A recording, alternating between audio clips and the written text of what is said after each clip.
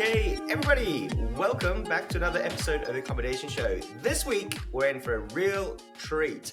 I've got a guest who's been with us before on the podcast, and last time we talked about inflation and the future. This gentleman is Les Morgan. Welcome to the show. Kia ora, Bart. It's great to see you again, and I'm really looking forward to this. I know the last conversation we had was probably ahead of its time slightly, so I'm looking forward to hearing and discussing with you your insights. You seem to have advanced knowledge of the economies of the world. Look, I think I put it all down to you, Les. I'll give people a little bit of background. Les and I think we connected through some mutual contacts, or maybe I reached out to Les maybe a few years ago now. And Les has been a huge supporter of the Accommodation Show and what we do. And as you said before, the platform that we have to communicate and to reach out to the broader industry.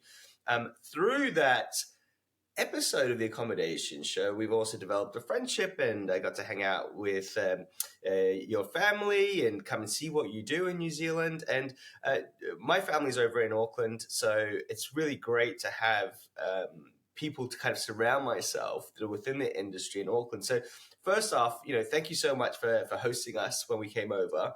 It was a real treat, a real honor.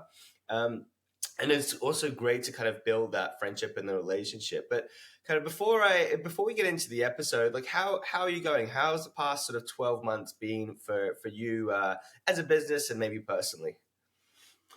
I guess personally and business sort of reflect each other. As you know, business is good. Your personal life tends to be a bit better.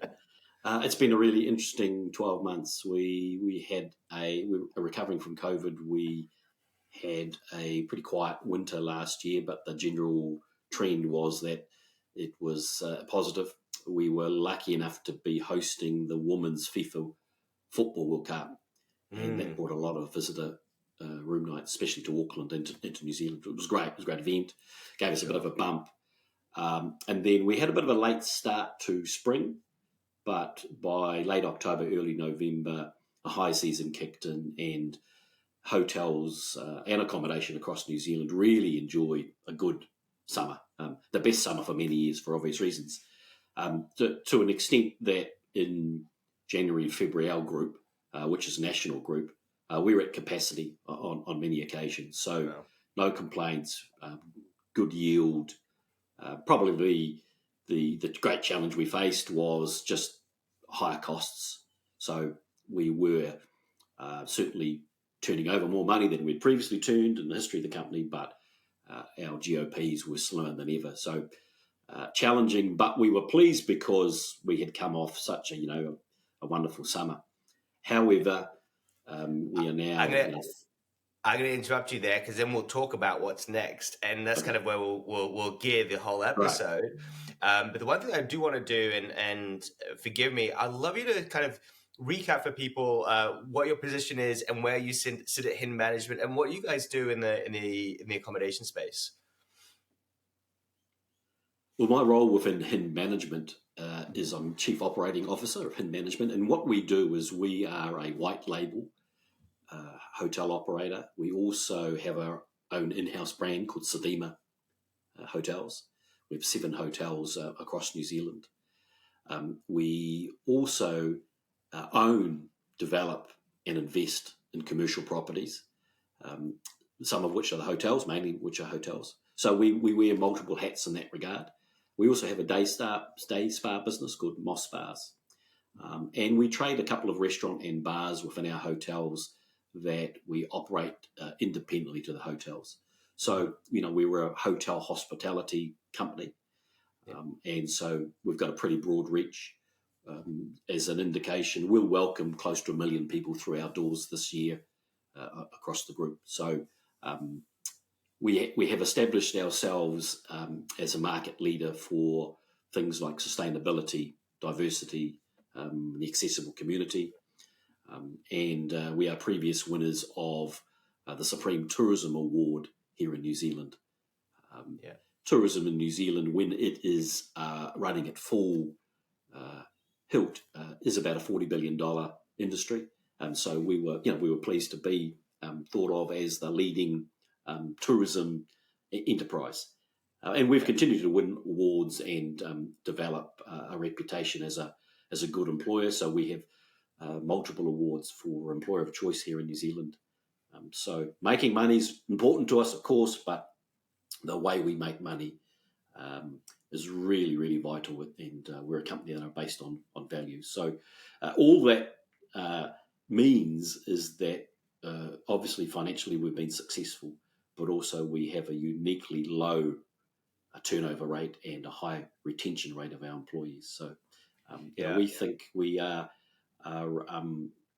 doing a job as well as any company is around the world. And we have people who have international experience working for us. So, we aim in our own modest, humble little way to be the best hotel company in the world. Yeah. And look, that was something that really struck me is the first time we did our interview, or the last time we did it, one of the things we were talking about is staff retention through COVID, and how, that payoff. And I think you were way ahead of the curve in actually identifying that there would be a big issue after COVID. Now, when we were through COVID, we didn't really know what the answer was going to be at the end of it. So we didn't know how long it was all going to go on for, whether this was going to be a 6-month thing, or whether we were going to be living with COVID for 10 years and it would just be shut down forever. We just kind of didn't know exactly what it would look like. But from your perspective, you were saying, well, looking after the staff and making sure that they kind of, we look after them through this downturn, through not having as many people stay through tourism, having struggles, and then coming out of it, you've got a staff which is not only loyal but also educated, meaning that they know your business, they understand what you're doing, which is probably one of the biggest things that the industry lost, was a lot of that skill. And now you've kind of got that payoff that you do have a team and staff. Just kind of reflecting on that for a second before we get into our topic of the future. I think this will apply anyway. How big a payoff, now that we're another 12, 18 months down the road, do you think retaining that staff was? Oh, it was huge. We opened 4 brand new properties over 12 months. And you couldn't have done that. And we were a pretty lean company coming out of COVID. We couldn't have done that and asked that much of our employees if they weren't dedicated and happy to be doing that. We have worked hard and continue to work really hard on the well-being of our employees. I mean, the fundamental well-being tool, of course, is paying people appropriately. We have always made a point of paying people beyond minimum wage. We have always looked to remunerate our high performers well. We offer incentives for our team members and career opportunities, but also we have been really careful to try and shape our benefits according to whatever age you're in or whatever your role you're in. And an example of that is, for instance, we have introduced health insurance across the company. If you're a young person, then it's not necessarily relevant, but if you're older, it's an important benefit. 12 months ago, we introduced life insurance for all of our employees. And look, sadly, in the last 6 months, 2 of our employees passed away. But what was able to make that burden a little easier for the family was that they received insurance payouts. One of their key income earners that was suddenly not there. So we're really proud of that particular initiative, hoping that it never came to pass. Sure. But having it, it occur. So we're kind of proud of the fact that we look in every corner for opportunities to bring benefits, and all those sorts of things we think mean that you're happier in your workplace. The other key thing, other than remuneration for employees, if you ask someone what your key 2 things are, the second thing is training and development. And we have been fortunate enough to secure a gentleman out of Europe who headed one of the largest European companies for learning and development. He's establishing a team here, so we're plotting a lot of money and energy into a formal learning and development program. It's really heartening to see him having plans for the next 5 years with us, with what he's doing, people. So we've really professionalised that. So we are confident that those people will continue to be with us, that we'll retain them, which is the key thing. We aim to continue to expand the company. We have several projects on the drawing board at the moment, and we will need to take with us all those people. So, yeah, you cannot. There's no shortcut to retaining staff. You've got to put energy and effort and thought into it, and we've been successful with that. Not because of anything I've done, but just because of the professional team we've got. Yeah, and it's so interesting that you said that it has enabled you as a company to grow and to push forward because you've got the people to support that growth. Where I think a lot of businesses really struggled because it's sort of like chasing a tail afterwards, right? So now it's got busy again, but we need to hire the staff. We don't have the time to hire the staff because the staff are working in the business, and then to train the new people and get them up and running. And it takes a year or 2 years anyways to get them to the level that you want them to provide, the level of hospitality and knowledge in the business to be able to really excel. One thing that I want to ask you about, but before we go on to some of those other topics, and just talking about the staff thing, which I just really didn't predict, but I find it fascinating, is the hospitality side. So, of course, you get to grow as a business. We're all making more money. Fantastic. Great for the coffers and to do something for people and that sort of thing. But I want to talk about the guests for a second. So, we're hospitality-driven businesses, right? That's why I'm here. I love hospitality. I love the industry. I love the moments that we can create for people and those experiences that kind of enrich them. And we know very well that the people are the ones that are providing the hospitality. It's not me doing websites and branding and marketing. It's not Les sitting at head office doing running the company. It's the people that are on the ground that are providing that level of service, obviously under the leadership. But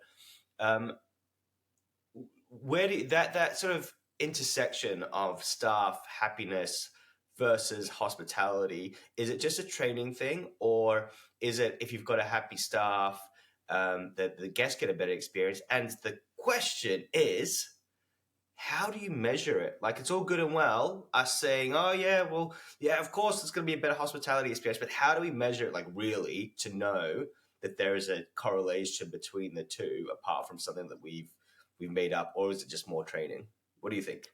Oh, look, I think the first thing you've got to do is you've got to recruit people who have got strong values. Yeah. We can teach people the skills. It's not essential to us that you know how to do your job, because we can teach you those things. But if you're a good person at heart, you've got a tendency for the hospitality industry, because that's important. Not everyone is suited to the hospitality industry. There's a fine line. Like people. Yeah, well, there's a fine line between being a servant and being a server. And sometimes if you're uncomfortable with that grey area, you'll soon get your back up, and you'll maybe maybe this industry is not for you. So I think that's the first part of that question, Bart, is you've got to recruit and have really good people. And the makeup of your workforce has got to reflect the community you work into. We've got to have people who are from the rainbow community, who are from different religions, who have different colours, who have different ages, have different speeds, have accessible needs, all sorts of things. You're all welcome as far as we're concerned. And I'm giving away a little bit of a secret, but we actively pursue diversity and diversity of thought. And that's our superpower. Our people, my people, they're what you haven't got, what the competitor hasn't got. And we really value that. It's kind of like having, everyone's background is like a coloured thread. And with that, we knit that thread together to kind of be this rainbow coloured cloak. And that cloak is our well-being. And that gives us our superpower. So we're really proud of that. And then what happens from a customer's point of view is you sense that sincerity. You can't fake that stuff. Your experience with us is then more genuine and pure and rewarding, because the people you're interacting with get it and they care. And then I can charge you a little bit more money for that experience. Now, we do measure these things. Obviously, we measure customer sentiment constantly, like most large businesses, and we do staff sentiment as well. So they produce data, but what they don't... Yeah, so from that, can you see a correlation between if staff in a particular location are maybe a little bit off, that Yes. the guests are also a little bit off, if that makes Yeah, sense? well, that's right. And that's one of the, which you'll be aware of, but that one of the tricks of reading guest feedback, for instance, is looking for the trends, not looking for the particular comments. If they're particularly flattering, I tend to dismiss them. And if they're particularly critical and unhelpful, I tend to dismiss them. You're kind of looking for the bit in the middle and that trend. And you can, reading between the lines, I can tell if one location's comments it's sometimes what's not said. So, that tone is really important to us. So we look really hard at that. And then I feel my job is to be out constantly. So, like most corporations or businesses, that we still do have turnover. So I'm constantly meeting hundreds of people who are strangers to me, as well as guests who are often strangers. So, myself and my team, we actively seek their opinion. How was your experience in the workplace, or if you're a guest, how are things? And then, if I can, we actively address it if it needs to be. So you can't just rely on that data. You've got to be in the field. You've got to be talking to people. You've got to be talking to your managers and line staff and asking those type of questions. Do you feel safe in the workplace? Yeah. Are you genuinely being cared? Are you aware of harassment or bullying take place? Are you being rewarded? Have you had career opportunities? When was the last time you got a pay rise? When was the last time you got a promotion? And I am guilty of giving away battlefield promotions. And I'm most guilty of giving away battlefield incentives. I will hand out cash constantly to the employees I meet. But I love that. I think it creates a bit of dynamicism. And then equally with guests, we actively talk to them about, what could we do better? Because one thing you can do, especially I think if you've been in the business for a while, is you can be a little bit guilty of imposing on guests service standards or ideas that are really important to you, but actually you might be missing the mark. So that's really, really essential. And probably the last thing I'd say, just to cap that off, would be that we've also done a better job over the years of ensuring that we know which guests we particularly want to attract. When we first started out, we wanted to be all things to all people, and everybody's welcome, and we get that right. But in terms of your marketing effort, you've got to be really clear about that. And again, we've got some great people working for us now who understand where that message needs to be delivered. So, being sensitive of that is important. And if I can give you, if you'll indulge me, just one more example. Sure. About 10 years ago, we did an extensive market research, not on our customers, but we partnered with a major research firm here in New Zealand. They polled 100,000 people, and they were looking, what are the most important things to your hotel stay? Now, we're a sustainable company, and sustainability is really important. Maybe a little bit naively, we thought that guests might rate that as an important factor. Maybe it would be in the top 5 as a minimum. It turned out the most important thing we could do for guests was offer a free breakfast. And sustainability was like 21 on the list. It was shockingly low. But what that made us realise is, again, what was important to us was not necessarily important to guests. Now, we have retested just recently, not to the same degree, but asked more questions of our guests, and sustainability has jumped up significantly. So that's an indication where the market has changed, and you have to be really attuned to that. Yeah, that's interesting. And I wonder with those surveys as well, it would be really nice to be able to go one level deeper as well. Because if you think about sustainability, like just for me, do I want to pay more just because a place also claims to be sustainable, right? Like, what does it actually mean? That's the biggest issue, right? What are they recycle? Is it the kind of laundry detergent that they use. What are we talking about, right? So they go, okay, it's a sustainable hotel. Don't really know what it means. Would I pay more? Maybe a bit more, but maybe not that much more for something which I can't really quantify. But if I get to a place and then I know they've got sustainable practices, kind of regardless of the price that I'm paying, my experience overall, I would say, is far better. That's something that's really important once I'm there, kind of a thing, rather than it being something that drives my purchasing decision from the outset.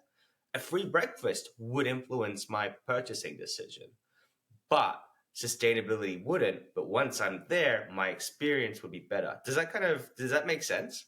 It does. And one of the interesting things is if we go on a holiday as consumers, we're quite happy to take off our green hats for a couple of weeks.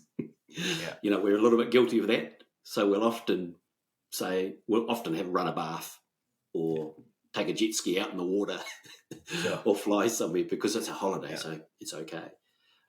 What we have found, though, is that we need to do a better job of explaining our sustainability journey and what we are doing. Because you're right, people won't pay a premium for it or any more, and we don't expect them to.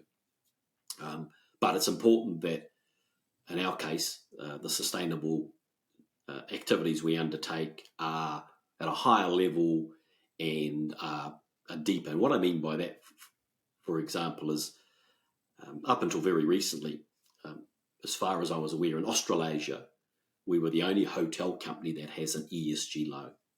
So our bank debt is of a bank and we have ESG loan. Now, what that means is there is a financial incentive for the board to ensure that ESG is embedded in our company DNA. So if it's driven by the board, you can be absolutely assured it gets driven right to the last person in the company. So that's an important step. And we have also evolved from being a company that offsets carbon to a carbon reduced company. And that's important. We, in our mind, it might be a little bit controversial, but we think that offsetting is an easy way out. You can kind of act poorly and then write a check at the end of the year and get a carbon credit and carry on. So we have genuinely re-engineered our company to be carbon reduced. We measure carbon on a daily basis. I can tell you what our carbon footprint is per room. My point of that is that we haven't planted herb gardens or done anything superficial. We genuinely want to reduce our carbon footprint. I have to say, pleasingly, like a lot of companies these days, ever increasing amount in hospitality, especially in New Zealand. As a bit of a figure, this is an old figure, a couple of years old, but as a stat, I think only about 10% of New Zealand companies measure their carbon footprint. But in the tourism space in New Zealand, that figure's closer to 40%. Yeah. So we really get it. And obviously we can do better, and we are doing better. But from our own company point of view, clients, I think, are beginning to appreciate it, realise it. But you are right. I don't think anyone's prepared to pay a premium for that. Yeah. And I think that the one thing that really strikes me is New Zealand is very forward-thinking in terms of sustainability and the environment in general. It's very well understood in New Zealand that if you don't look after the environment, there's not going to be much left in terms of income, revenue. The environment won't look after you if you don't look after it. So it's kind of this symbiotic relationship, which is very well understood because of I would argue, the smaller nature of New Zealand. So therefore, everything's a bit closer, a bit smaller communities. You can really kind of see the impact that one individual makes when they build a house on, like in a forest or whatever, where they're not meant to be. You can see it's a lot more tactile. Where if you've got a much larger country, even like Australia, you just can't see these things happening because we're just so huge. But New Zealand is very forward-facing, and I think that if we actually tie it back to what you were saying before, sort of understanding your client and understanding your market to then be able to create a product which is market fit is going to help with your the business overall, but your profitability. And I think that New Zealand's lucky in a way because not only is it profitable, right, to do things right, but also you're leaving a better legacy for your staff, for your kids, and everything, and you're actually building something sort of for the betterment of humanity, to do things a bit better, which is something that I think New Zealand really enables you to do. And I think that for any business owner, you can take the first foot forward towards this kind of path. But Les, I'm going to keep moving because I'm conscious that we are going to start to push the limits of our time on the episode. And I do like to keep them concise, but I'm going to probably try to push you a little bit in terms of time. You did say to me, I've got some time, which is great. So let's use it as much as I can. I really want to talk about a bit of now and a bit of the future, because we did that last time, and I kind of almost like a game to see whether we can how much we can suss out for the future.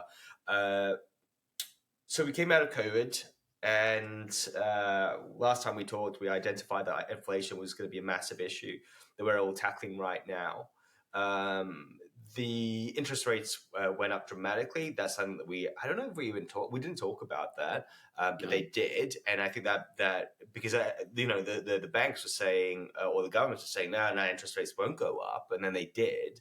And obviously, we're not economists, but you'll have this bigger company view. So I'm just going to be really curious to hear what you have to say.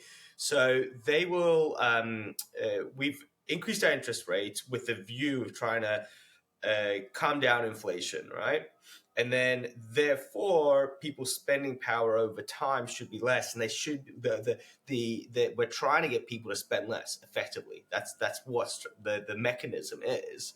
And if you try to get people to spend less, the businesses start to suffer, and then they start to shut down, and the weakest ones kind of almost get weeded out along the way, and the ones that aren't able to adapt and to change things. First off, do you see things in that way?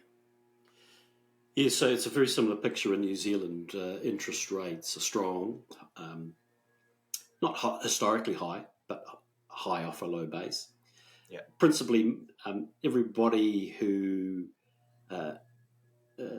gets to the end of the week, their biggest bill is either their rent or their mortgage. Yep. And that, in some cases, has doubled. So what that means for mum and dad, or just for regular people, is that you haven't got that money at the end of the week to go to a restaurant or a bar or spend a night in a hotel and go out. So we're certainly feeling that. It appears that interest rates will remain high-ish, probably for the best part of 12 months.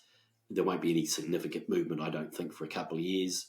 The impact that has on a company like us, especially a company that requires debt to fund expansion, is that we're unlikely to undertake any greenfield major projects based on that situation. If, for instance, you were borrowing at 7% and the property's yielding 6%, well, then you're in a negative spread. A bank is not going to entertain conversations around borrowing money in that scenario. So we will need to be patient. If we are patient, other people will be patient. So the result of that is you're unlikely to see in New Zealand and then maybe Australia much new infrastructure, tourism infrastructure, particularly hotels, in the next 2 or 3 years, I wouldn't imagine, unless the capital comes in from overseas. There is potential for doing that. There are super funds still looking to invest. They deploy patient capital, so they will probably have a medium to longer term horizon, so we may see some small activity to that degree. But as we talk right now, the economy is slowing. Businesses are beginning to feel hurt. Many are going to the wall, especially in the hospitality industry. Yeah. I can tell you that the Auckland market is as dire as I've ever seen it outside of COVID. And that is a result of a number of issues. But one of the great things about tourism is that we're on the way up and the economy is kind of on the way down. But there is a little bit of we are now seeing a crossover where we can't ignore the fact that the whole economy is slow. Yeah, interesting, because I'm coming over with Strive in 2025, or I like to think of it as I'm trying to create Strive 2025 from New Zealand. Let's put it that way. That's my real goal, is to get people together within the local community. And when I was over there in March, it was late March, I kind of felt like it was like almost on the streets. You just feel this tension and this feeling. You feel that everyone was under duress, and the conversations and the chatter about how things are going. It was stark. The question that I've got with that is, when COVID hit, sort of everyone went, "Oh gosh, we got to look at everything. We got to start cutting back, and we have to kind of almost panic." And it was panic, right? Like, we need to panic. We need to figure things out. Like the response, the human reaction, I think was correct. Uh, with this, it's a lot more. It's a lot slower, and it's a lot more gradual. You can't see it. They bump the interest rates. It takes 3 to 6 months to show within the economy as a whole, on a bigger factor. If we're thinking about tourism as a whole, which we'll get into in 2 seconds, where there are pressures, and the numbers aren't coming back the way that we want them to be. When do you guys start to panic and just go, "Oh, okay, we need to look at things and really go back into the business and make sure that our expenses and costs are correct, because what we had predicted might happen just isn't there"? Or what happens if we do get a drop of 10%, right? Like, what are we going to do when those numbers actually go backwards from because there's a lot of optimism, right? I think still within the space. Mm. Oh, it's going to be fine. Personally, I don't think it's going to be fine. I actually think that the system's designed to crush everything a bit more before it can bounce back. When do we start to panic? Well, it's a great challenge because we come off a high summer and we're highly geared, fully staffed. We've got some workforce flexibility, but we don't want to lose our IP. We don't want to be making changes to the workforce, and we absolutely won't. We've learnt that lesson. So, but we're going to have to endure a fairly lean winter before what we anticipate is going to be a really good summer again. So that's the good news. From a company point of view, we are always cost conscious. We are fortunate. We're pretty forward thinking. We've deployed a lot of robotics in our company over the last couple of years. We're deploying more and more AI, and we're beginning to see real efficiency. So in the last couple of months, we've seen our revenues not quite meet the targets we had, but our bottom line's improved. So that tells us we've got that right. In terms of tourism overall, it's actually an easy enough lever to pull. Excuse me. We just got to do a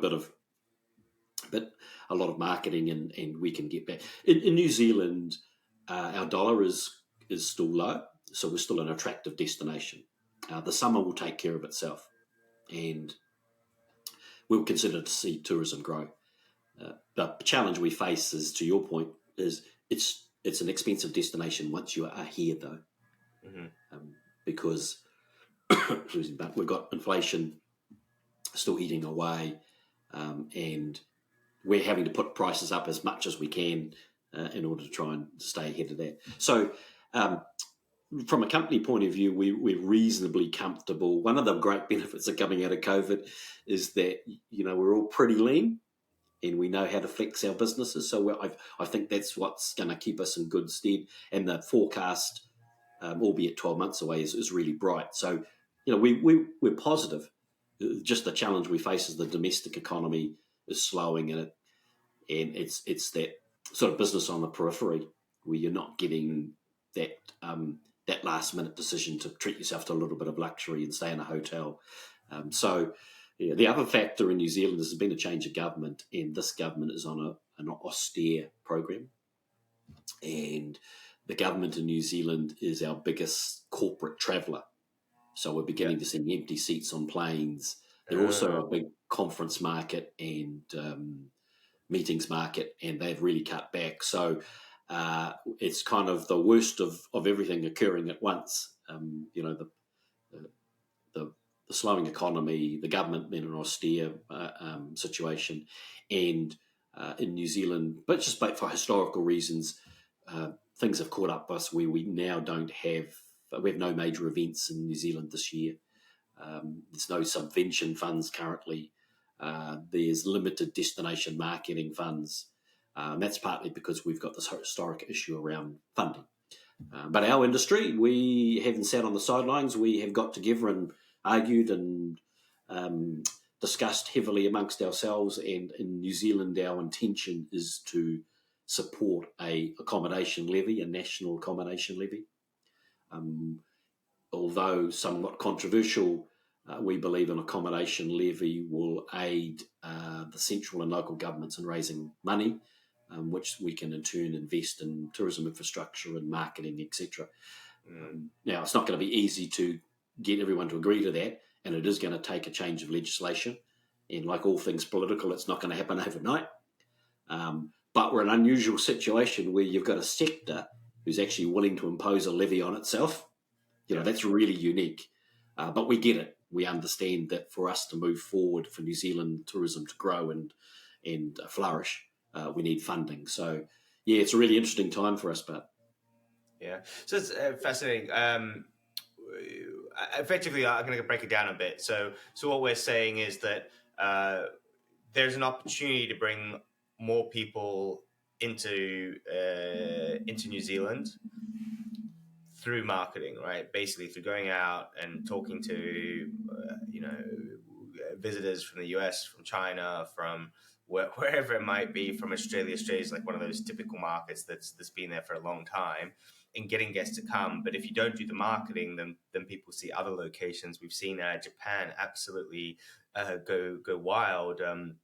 At least from Australia, like everybody's going over there at the moment. We're scheduled in a month time, and everyone I talk to is suddenly going to Japan, and for different reasons. One is because obviously the yen is low, ticket prices were reasonable on flights. It's one of those trips that I've always wanted to do. And then there's the marketing sort of overlay as well, as how good a job are you doing at selling your destination to those abroad. And what you're saying is we understand that that's an issue right now in New Zealand, that we're not doing a good enough job to market New Zealand. And you can't do it without money. Someone has to do the work, has to get on the ground and market and figure out how to market into new territories. So therefore, you need to raise the funds to do it, and that's what the levy is all about. Yeah, look, I think we do a good job. It's just we've got such a limited base, and a good example of that is, I think I'm correct in saying, the state of New South Wales in Australia has a larger tourism marketing budget than our entire country. So that's the issue. We're very clever people, and they certainly leverage everything they can in terms of influences. And we're lucky enough we've got these movies getting made in New Zealand, and Lord of the Rings continues to be the gift that keeps on giving. Yeah. And we've got other things that are in our favour. But yes, internally, what we're finding is that local councils, local government are really questioning the need to fund tourism, and they don't see it as essential. So there's a bit of a communication and education piece around that. But I think really pleasingly, we've woken up to the fact that we need to change that and somewhat have that in our control. So let's see. It's not going to be easy to achieve, but one thing is clear, that we need to change because, as you've just alluded to, if we don't change, if we do not shift a gear, we will, as a market, continue to shrink.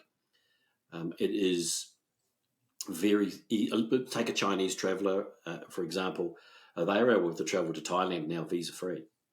They are able to travel to many countries in Europe visa-free. You come to New Zealand or Australia, and the process is not as simple. Australia, I have to say, by comparison to us, is very efficient. It's about 48 hours to turn around a visitor visa in Australia. Here it can be longer. So we've got to do a better job, because some of those other destinations are becoming more attractive. They've also woken up post-COVID that they've got to spend money on marketing. So we will lose market share continually unless we lift our game. And look, I have to say, the new government has been really active in that regard. The Prime Minister has led trade delegations around the world already. His intention is to continue to do so with a strong focus on tourism. So we're hoping to adjust our profile. We're still a fantastic place to come. Sure. We just want to make sure we remain top of mind.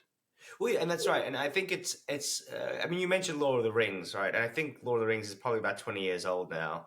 Kind of showing my age, and it's all good and well. Gift that keeps on giving, but you got to keep on innovating. Like that's not going to go on forever. And that, especially as the movie ages and the younger generation just kind of don't understand it. So as a country, you've got to do more things and find reasons for people to come, especially if you want them to come a couple of times, right? Oh, I've already seen the Lord of the Rings stuff. What am I going to do there next time? And there's plenty of things to do in New Zealand. I think we're getting close to the end of the episode, but before we wrap up, I do want to talk about that trade delegation stuff, because I called you out of the blue. You saw a number pop up on your phone. You're like, who is this person? I think I was in New Zealand at the time. And I'm like, hey, Les, it's Bart. And you're like, who? No, you didn't say who. You're like, Bart, how are you? I'm in Singapore right now. I'm on a tour. I'm with the Prime Minister. Can you give us a little bit of insight as to what you were up to, what you were doing, and some of the learnings that you had on that trip? Yeah, I was fortunate enough to be invited along with 25 other leading business people. It wasn't a tourism delegation, it was a trade delegation. So that was a real compliment to our company, that we are thought of as a brand that is considered by people in the New Zealand government as being one that they're proud to promote. So I was fortunate enough to accompany the Prime Minister on a private plane. We flew to Singapore, Bangkok, and Manila. It's quite a treat to arrive at a airport, and I'm sure this has happened to you, Bart, but first time for me to have a red carpet and a brass band and a military salute, and to travel around those countries in motorcades. It was quite eye opening. But what I took from it on a serious note was that there is almost 800 million people in that part of Asia, and there's a growing middle class. They view New Zealand really highly. A lot of them have been educated in New Zealand, interestingly enough, especially at Prime Minister or CEO level. They've been here for various reasons. Many had backpacked through New Zealand, so it really reinforced that that particular market is one that's cherished because you've got these ambassadors for you. And to be honest, people were looking for reasons to come back at that level. They love New Zealand. More importantly, we have a tremendous reputation for great food and beverage. And what Asian economies need is food supply and food security. And we can really lean into that. The other thing we do particularly well is education. So what I discovered was that tourism, education and trade are intertwined. And accompanying the Prime Minister meant that we were able to open doors to meet real people of amazing influence. And, that's just a great story for New Zealand. So, it was a bit of a treat for me, I would highly recommend it to anyone. It's certainly the way to fly. For instance, we're in a private airport, and I can't remember which country, and we met the red hot chili peppers. They were wow. Because it was, I guess that's the way they see the world. And we met, we guess the presidents and prime ministers. So to be inside some of those palaces is quite something. It's incredible. But the lesson, I guess I talk from that, is that there's a real opportunity for New Zealand to build on that reputation, but to be brave and to somehow find a way of becoming significant, because we're not to those big economies. And we think that through tourism, especially food supply, we can achieve that. Yeah. Wow, what a life you lead, Mr. Les. That's or Mr. Morgan, should I say? But either way, look, incredible stuff, and it's such a pleasure to see Hind Management grow, Sudima grow as a brand, and you personally also grow as a brand. And I think that the one takeaway that I get from you as a person is that you are open, you are giving, you are honest, right? And I see that that those values are incredibly important to you, and that kind of goes through the organization. And you've been very consistent as well with our relationship and what it is that you do. So really great to get your thoughts and your insights into the future. And look, I'm super aware that we could be talking for 2 hours without any problem whatsoever. And we've just kind of once again scratch the surface on a few of those different issues and thoughts, but it's great to be able to talk about some of those overarching issues and themes that affect the industry, and to get your perspective on things kind of moving forward. And it's kind of refreshing as well to hear that sort of positive talk not about taxing yourself, but about investing in your own industry and in your own businesses, and that it's critical to do and to get that control so you can build something which is better for the future. But on that, I'm going to wrap us up. So thank you so much. What's the best way? I mean, you've spent so much time with us. What can we do for you? How do we get in touch with you? If once someone wanted to stay at one of your hotels, what would they do? Oh, look, probably LinkedIn is the best way to get contact me. It's an international forum, obviously, and certainly I can pass your details on to a team member if it's something specific. But if you wanted to reach out to me or form a connection or, give me your view on the world, I'd certainly welcome it. And but I just want to say what a real pleasure it is to talk to you. It's thought-provoking whenever I talk to you, and that's unusual in this world. So congratulations to you. Thank you so much. I do appreciate it. Now, folks, if you are watching on YouTube, make sure you give us a like. Roughly around about 90% of you are not subscribed. So that means that you're watching and you're not going to get notified when the next episode comes out. And therefore, you're going to be missing out on some amazing information from amazing people that we have on the show. If you are listening on the podcast, please leave us a review. If you haven't done one already, it does make a huge difference. It enables me to get amazing guests like Les Morgan onto the show. Les, you're wonderful. Thank you so much. And I'll catch you in December as well. So take care.